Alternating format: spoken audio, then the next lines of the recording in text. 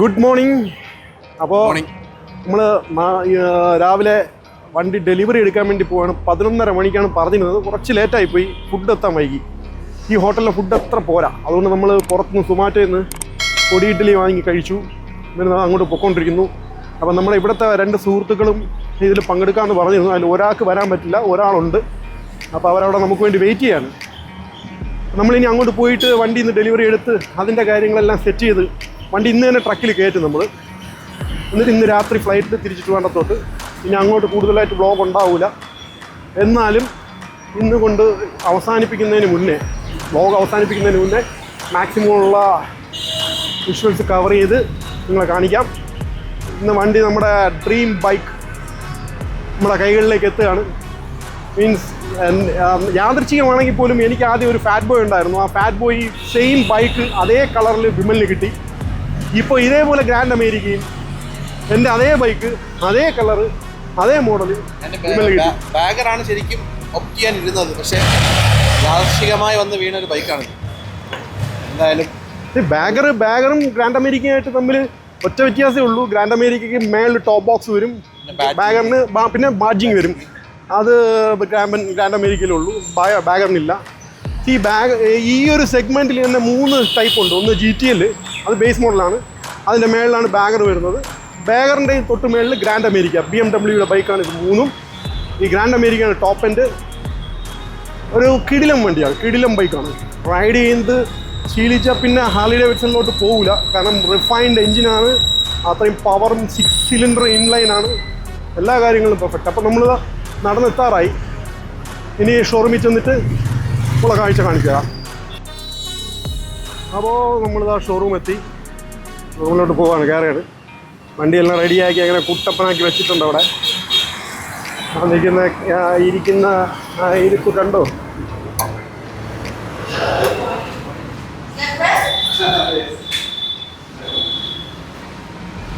നമ്മുടെ front. Hi, morning. അപ്പോൾ നമ്മൾ ഇനി നേരെ പോയി ബാക്കി കാര്യങ്ങളൊക്കെ ഫിനിഷ് ചെയ്ത് ഇതിനെ എടുത്ത് ട്രക്കിൽ കയറ്റുന്നു. നമ്മളത് കഴിഞ്ഞിട്ട് റൂമിലോട്ട് പോയിട്ട് നേരത്തെ ചെക്കൗട്ട് ചെയ്യാമെന്ന് വിചാരിക്കുന്നു. എയർപോർട്ടിൽ പോയിട്ട് അവിടെ ലോഞ്ചിൽ വെയിറ്റ് ചെയ്യാം. ഇനി ഇവൻ നമ്മുടെ കേരളത്തിൻ്റെ റോഡുകളിലൂടെ ചീറിപ്പായാൻ പോവാണ്. So this is Amanda. Hi. Amanda is a old-timer, hawk, avid rider, motorcycle enthusiast. No, avid Harley enthusiast. Yes. I request you. Yes. Harley runs very through good the friend. blood. Yeah, very good friend.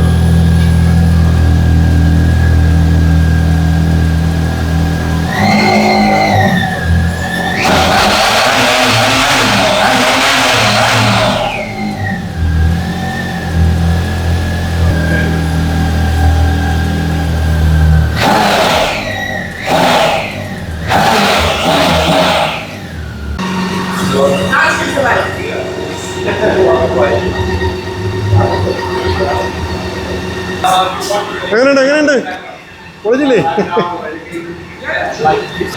നിങ്ങളെ എന്ത് തോന്നുന്നു? എന്തും തോന്നും ആണല്ലേ?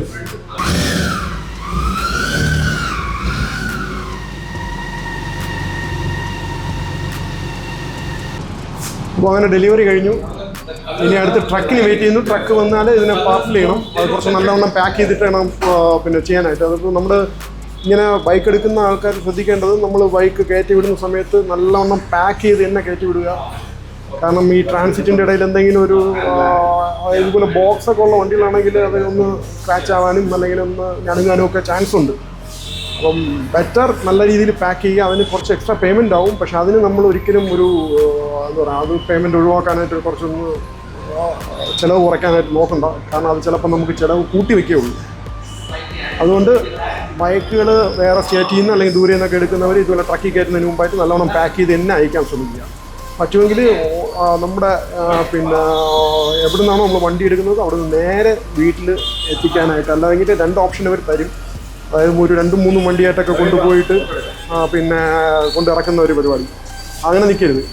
ഇവിടുന്ന് നമ്മുടെ വണ്ടി മാത്രം എടുപ്പിക്കുക, നേരെ വീട്ടിൽ കൊണ്ടിറക്കുക. അതാകുമ്പോൾ സേഫായിട്ട് 2-3 ദിവസത്തിനകത്ത് വെച്ചിട്ട് നമുക്ക് വണ്ടി കിട്ടും. ഏറ്റവും വലിയ സേഫ്റ്റി എന്ന് പറയുന്നത് അതാണ്. അപ്പം നമ്മൾ വന്ന കാര്യങ്ങളെല്ലാം കഴിഞ്ഞു.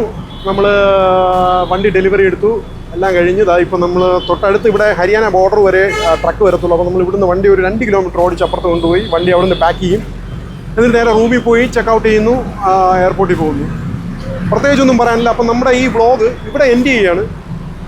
നിങ്ങൾക്ക് നല്ലൊരു വീഡിയോ കാഴ്ചവെക്കാൻ സാധിച്ചു എന്ന് കരുതുന്നു.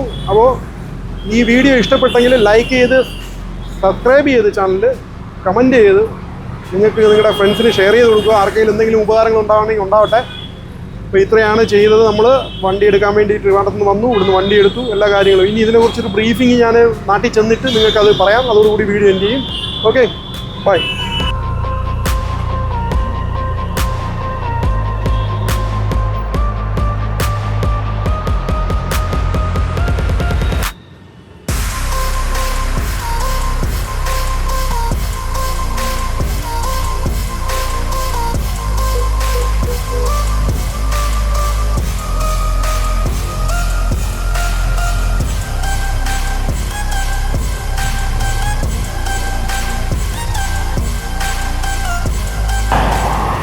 എക്സൈറ്റ്മെന്റിന്റെ അങ്ങ് അറ്റമാണല്ലേ. എങ്ങനെ ഒരു ചെറിയൊരു കിടത്തിയല്ല, കംഫർട്ട് തന്നെ. ഇനി ഓടിച്ച് ശീലിക്കുമ്പോണ്ടല്ല സൈക്കിൾ പോലെ ഇരിക്കും. അപ്പോൾ വണ്ടി വന്ന് നമ്മൾ വണ്ടി കയറ്റാനായിട്ട് കുറച്ചൊരു 2-3 കിലോമീറ്റർ വന്നു. ഹരിയാന ബോർഡർ കഴിഞ്ഞു. നമ്മളിപ്പോൾ നിൽക്കുന്നത് ഹരിയാനയിലാണ്, നേരത്തെ ഡൽഹിയിലായിരുന്നു. അപ്പോൾ വണ്ടി വന്നിട്ടുണ്ട്. വണ്ടി ഒരു കവേർഡ് വണ്ടിയാണ്. അതായത് ഇവിടുന്ന് 4 ദിവസം വേണമെന്നാണ് പറയുന്നത്. ഈ വണ്ടിയിലാണ് കൊണ്ടുവരുന്നത്. അപ്പോൾ കൊണ്ടുവരുന്നതിന് മുന്നേ നമ്മൾ എന്ത് ചെയ്യുമെന്ന് പറഞ്ഞു കഴിഞ്ഞാൽ നമ്മുടെ ഈ വണ്ടിയുടെ ബോക്സുകളെല്ലാം കവർ ചെയ്യും, പാക്ക് ചെയ്ത് കറക്റ്റായിട്ട് അകത്ത് കയറ്റി ടോ ചെയ്ത് നിർത്തും. ഇല്ലെങ്കിൽ പ്രശ്നം എന്ന് പറഞ്ഞു കഴിഞ്ഞാൽ വണ്ടി ചരിയോ എന്തെങ്കിലും ചെയ്യുകയാണെങ്കിൽ സ്ക്രാച്ചസോ ഇതിൻ്റെ ബോക്സ് കംപ്ലൈൻ്റ് ആവാനൊക്കെ ചാൻസ് ഉണ്ട്. സോ അതുകൊണ്ട് അത്രയും സൂക്ഷിച്ച് നല്ല രീതിയിലാണ് അവർ കൊണ്ടുവന്നത്. ഇതേ സെയിം വാഹനം നമ്മുടെ ട്രിവാൻഡ്രത്ത് അല്ലെങ്കിൽ നമ്മുടെ കേരളത്തിലുണ്ടെങ്കിൽ ഭയങ്കര ഉപകാരമാണ്. കാരണം എന്ന് പറഞ്ഞാൽ നമ്മുടെ വണ്ടികളെല്ലാം കൊണ്ടുപോകുന്നത് ഓപ്പൺ ആയിട്ടാണ്. അപ്പോൾ വണ്ടി കൊണ്ടുപോകുന്നത് എല്ലാവർക്കും കാണാൻ പറ്റും. മിക്കവാറുമുള്ള സമയത്തും വണ്ടികൾ കൊണ്ടുപോകുമ്പം വിളിച്ച് ചോദിക്കും, നിൻ്റെ വണ്ടി ഇങ്ങനെ പോകുന്നുണ്ടല്ലോ, കംപ്ലൈൻ്റ് ആണോ എന്നൊക്കെ വിളിച്ച് ചോദിക്കും. പക്ഷേ അത് കംപ്ലൈൻ്റ് ആയിട്ടല്ല, നമ്മൾ സർവീസിനെ കൊണ്ടുപോകുന്നതാണ്. ഇതാണ് വണ്ടി. സേഫായിട്ട് എത്തും. 4 ദിവസം കൊണ്ട് ഇവർ കേരളത്തിലെത്തും. കേരളത്തിൽ ട്രിവാൻഡ്രത്ത് നമ്മുടെ സ്വന്തം കരിക്കകത്ത് വിമലിൻ്റെ വീട്ടിലെത്തും. അപ്പോൾ നമ്മുടെ ബൈക്ക് റെഡിയാണ്. നമ്മുടെ വീട്ടിലേക്ക് പോകാനായിട്ട് ബൈക്ക് റെഡിയായി കഴിഞ്ഞു. കുറച്ച് ദൂരം ഓടിയതിൻ്റെ ഒരു എക്സൈറ്റ്മെൻറ്റാണ് വിമലിന്. കാരണം പുള്ളി വണ്ടി എടുത്തിട്ട് ഇപ്പോഴാണ് ഓടിച്ചത്. അപ്പോൾ ആ ഒരു പുള്ളി പറയുന്നതെന്ന് പറഞ്ഞു കഴിഞ്ഞാൽ റൈഡിങ് ഗിയേഴ്സ് ഉണ്ടായിരുന്നെങ്കിൽ നേരെ ട്രിവാൻഡ്രത്തോട്ട് ഓടിച്ച് പോകാമെന്നാണ്. സത്യം പറഞ്ഞാൽ അതിൻ്റെ ആവശ്യം വരുന്നുള്ളൂ. പിന്നെ ഈ ആദ്യമായിട്ട് എടുത്തതായതുകൊണ്ട് നമ്മളവിടെ നാട്ടിലെത്തിക്കാന്നുള്ളൊരു പരിപാടി. ഓക്കെ, അപ്പോൾ ഇനി നമുക്ക് ട്രിവാൻഡ്രത്ത് വെച്ച് ബൈക്ക് കാണാം. വിമൽ ഭയങ്കര സംശയത്തിൻ്റെ ആളാണ്. അതാണ് പുള്ളി ഓരോന്നായിട്ട് ഇങ്ങനെ നോക്കും. ഈ വണ്ടി എടുത്തത് മുതൽ ഗൂഗിളിൽ തന്നെയാണ്. അതിൻ്റെ ഓരോ പാർട്സുകൾ നോക്കി വണ്ടി നമ്മളിതാ അകത്ത് കയറ്റുകയാണ്.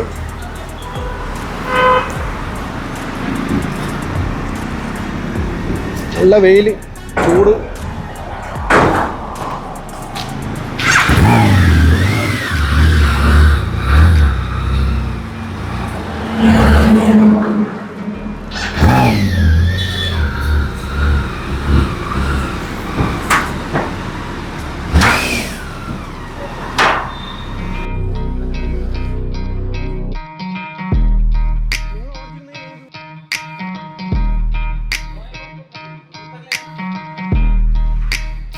എല്ലാം പാക്ക് ചെയ്ത് ട്രക്ക് ക്ലോസ് ചെയ്യാണ്. ഇനിയിപ്പോൾ ഇവിടുന്ന് ഇവരെ നേരെ അവരുടെ ഓഫീസിൽ പോയിട്ട് വേറൊരാളാണ് കൊണ്ടുവരുന്നത്. അത് ഇച്ചിരി എക്സ്പീരിയൻസ് ആയിട്ടുള്ള ആളാണ് കൊണ്ടുവരുന്നത്. ഇപ്പോൾ ഇവിടുന്ന് തൽക്കാലം അവരിപ്പം ഇങ്ങനെ ചെയ്ത് കൊണ്ടുപോവാണ്. ഇനി അവിടെ ചെന്നിട്ടായിരിക്കും പാക്ക് ചെയ്യുന്നതെന്നാണ് പറയുന്നത്. അത് പാക്ക് ചെയ്ത് വരും. എന്തായാലും നമ്മൾ ഇനിയിപ്പോൾ കൂടെ പോകുന്നില്ല, കാരണം നമുക്ക് രാത്രി 8 മണിക്ക് ഫ്ലൈറ്റാണ്. കുറച്ച് നേരത്തെ ഇവിടുന്ന് ഇറങ്ങണം. പോകുന്ന വഴിക്ക് വേറൊരു സ്ഥലത്തും കൂടെ ഇറങ്ങാനുണ്ട്. അത് കഴിഞ്ഞിട്ട് നമ്മൾ നേരെ അങ്ങ് നാട്ടിലോട്ട് പോയി. അപ്പോൾ ഇനി നാട്ടിൽ വെച്ച് കാണാമെന്ന് ഉറക്കെ പ്രഖ്യാപിച്ചുകൊണ്ട് നമ്മുടെ ബൈക്ക് ഇതാ പോവുകയാണ്. ഹൈവേകൾ കീഴടക്കി തിരുവനന്തപുരത്തിലേക്കുള്ള ഒരു പ്രയാണമാണ് ഇവിടെ ആരംഭിച്ചിരിക്കുന്നത് ബൈക്ക്. ഇനി നമ്മൾ എന്തായാലും ട്രിവാൻഡ്രത്ത് വെച്ച് വീണ്ടും നമ്മുടെ ബൈക്കിനെ മീറ്റ് ചെയ്യും. അപ്പോൾ നമ്മൾ ചെക്കൗട്ട് ചെയ്തു, ഇറങ്ങുകയാണ്. നേരെ എയർപോർട്ടിലോട്ട് പോകുന്ന വഴിക്ക് ഒരു സ്ഥലത്ത് ഇറങ്ങിയിട്ട് ഒരു ചെറിയൊരു ആവശ്യം കൊണ്ടുണ്ട്. അത് കഴിഞ്ഞിട്ട് നേരെ എയർപോർട്ടിൽ 8:10 ഫ്ലൈറ്റ്. മണി ഇപ്പം 4:30 കഴിഞ്ഞു.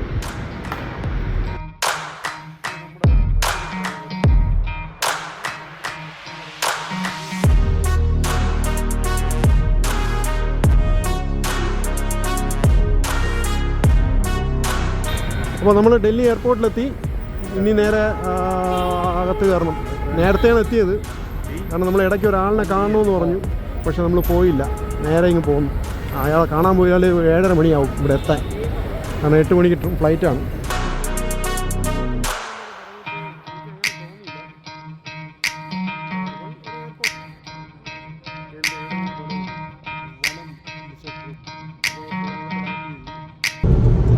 അങ്ങനെ ഫ്ലൈറ്റ് ലാൻഡ് ചെയ്ത് തിരിച്ചിതാ വീട്ടിലോട്ട് പോവാണ്. വീട്ടിൽ പോയിട്ട് ഈ യാത്ര ഇവിടെ അവസാനിക്കും. എന്നും പറയും പോലെ എല്ലാ യാത്രകളുടെ അവസാനവും അടുത്ത യാത്രയുടെ തുടക്കമാണ്. അപ്പോൾ ഞാൻ ഇനിയിപ്പോൾ അടുത്തെന്ന് പറയുന്നത് നമുക്ക് 3-ാം തീയതി, ജൂൺ 3-ാം തീയതി കൊടൈക്കനാൽ റൈഡാണ്. നമ്മുടെ പുതിയ ബൈക്കുകളൊക്കെ ഒരു 2-3 ഒക്കെ വന്നിട്ടുണ്ടല്ലോ.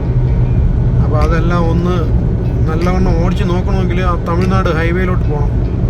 അപ്പോൾ അതിന് വേണ്ടി നമ്മളൊരു റൈഡ് വെച്ചിട്ടുണ്ട് 3-ാം തീയതി കൊടൈക്കനാൽ. ഒരു 850 കിലോമീറ്റർ അപ്പ് ആൻഡ് ഡൗൺ, പിന്നെ എല്ലാം കൂടെ ഒരു 900 കിലോമീറ്റർ അവിടുത്തെ ഓട്ടോ എല്ലാം കൂടെ. അപ്പോൾ എന്തായാലും ഈ വീഡിയോ നിങ്ങൾക്ക് ഇഷ്ടപ്പെട്ടു എന്ന് വിചാരിക്കുന്നു. ഇനിയിപ്പോൾ വീട് അടുത്തെത്താറായി. ഇനി അടുത്ത വീഡിയോയിൽ കാണാം. ബൈ.